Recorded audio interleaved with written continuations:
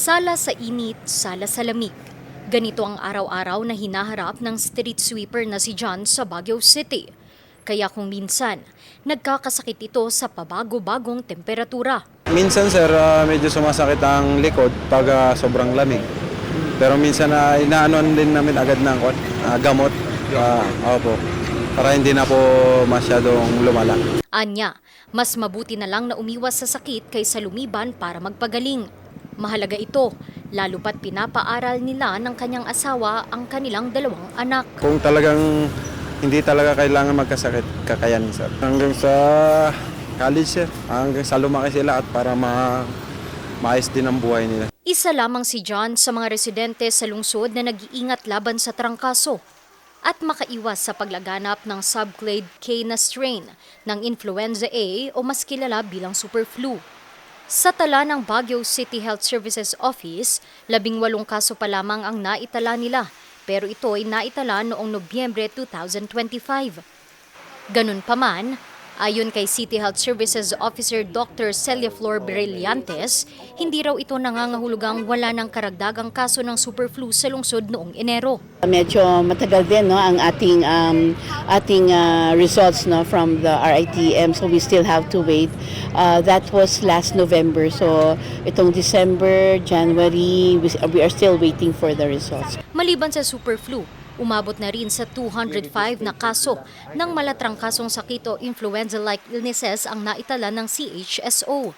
Bagamat mababa ito kumpara sa 361 na kaso noong nakaraang taon, hindi pa rin daw dapat pakampante ang lahat lalo't patuloy pa rin ang pag-ihip ng amihan.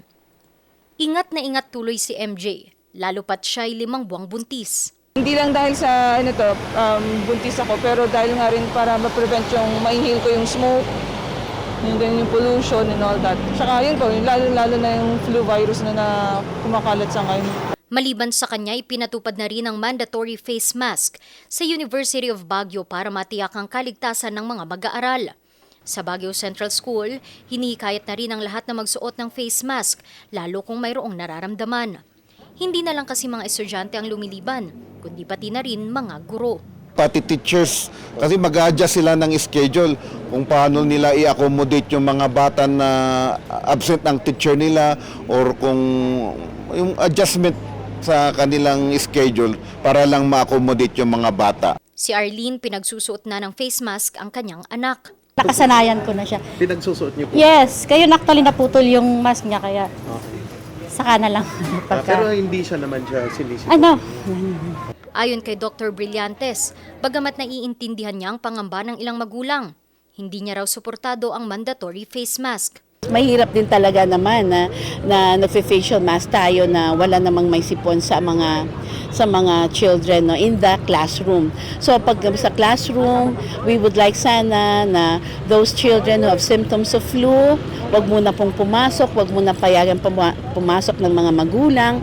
At syempre po kung okay naman po sa children, sa mga ating mga children na mag-mask, why not? Okay lang po, no? But it should not be mandatory. Hinihikayat ng CHSO ngayon ng publiko na sundin pa rin ang proper hygiene, patatagin ang resistensya at magsuot ng mga pananggalang sa lamig. Randy Guzman, RNG News, Baguio City.